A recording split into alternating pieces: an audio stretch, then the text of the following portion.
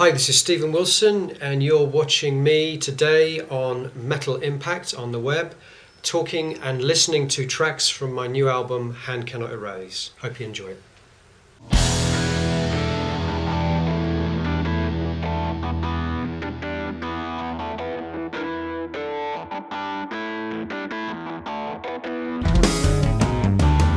The character in my story is a fictional construct, but she is loosely based on a real life story of a woman called Joyce Carole Vincent.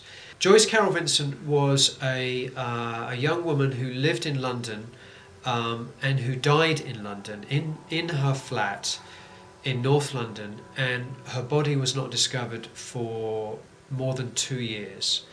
Now, this was a story that was in the news several years ago, and subsequently there has been a documentary film made about Joyce Carole Vincent called Dreams of a Life, and this was the film where I discovered really her story. Now, the interesting thing is when you hear that story, a woman who dies in her flat and is not discovered for 2 years, you're immediately going to assume that this is a little lonely old lady. Mm-hmm. And the tragic or the fascinating thing about the story of Joyce Carole Vincent is that she was not. She was a young, attractive woman with friends and family. But for whatever reason, no one missed her for more than 2 years. Now that, for me, was extraordinary and set something off in my mind that in some ways is completely incomprehensible, but at the same time I can understand it, because it says so much about life in the 21st century, and it says so much about particularly life in the heart of the city in the 21st century. So for me, it was an opportunity to take her as an inspiration for a character, a fictional character, but a character that would enable me to explore a life and how someone could arrive at this point, and also to talk about things like the internet, social networking, mm-hmm. and technology, and life in the city, and confusion and alienation and isolation and loneliness and regret and loss, all of these things, which is why the album is long, because it does deal with so many different things. She passed into another distant part of my memory until I could no longer remember her face, her voice. For me, we call it social networking, but for me it's anti-social networking, because it's not really socializing at all. On Facebook you have friends, people you've never met and you never will meet. Mm-hmm. So you have a dialogue with these people through the internet.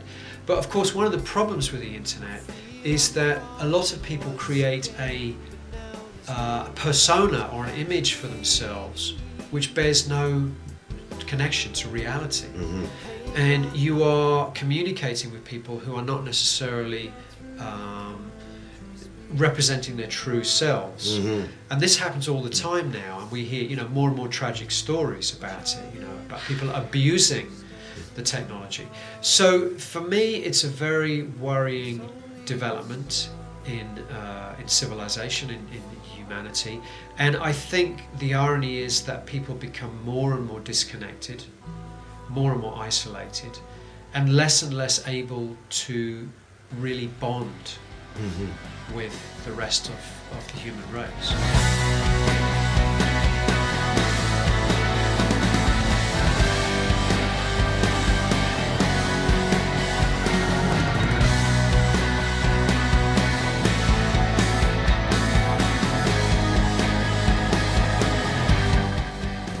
I feel a lot of pressure before the tour begins, because I have to work everything out and I have to plan everything, whether it's the films, the lighting, the set list, the musicians knowing their parts and all the sound, who's going to play what part.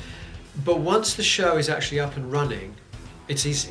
It's easy. Because I have such a great team of people, and once everyone knows what they're doing, and once I feel happy that everything's going to work and that everything is in the right place, then actually it becomes a lot of fun. And I can so ironically, once the tour is going, I can actually relax more and just enjoy it, and being the conductor, if you like, the director. Mm-hmm.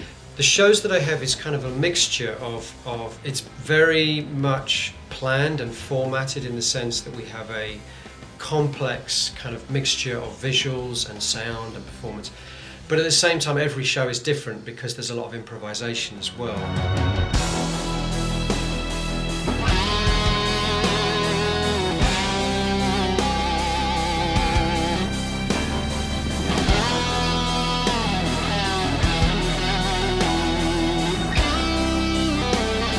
You know, I'm a bit of a control freak, so I have to control every single aspect of the show.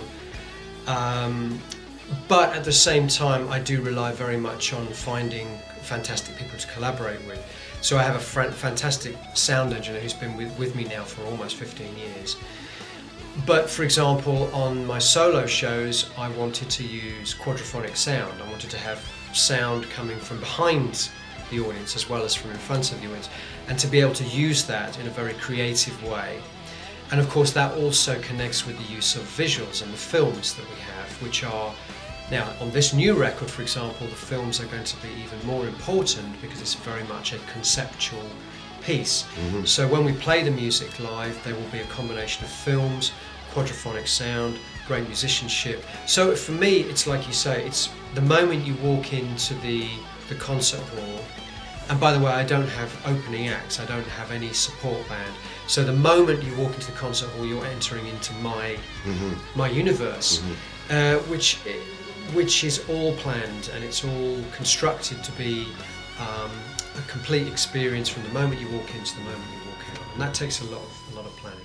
It's almost like putting on a piece of theatre, you know. So you do have a lot of rehearsals, a lot of planning, and there's a lot of production involved. You know, making sure that you know the show flows in the correct way, the films, the lighting, and everything is. I wouldn't say everything is set in stone.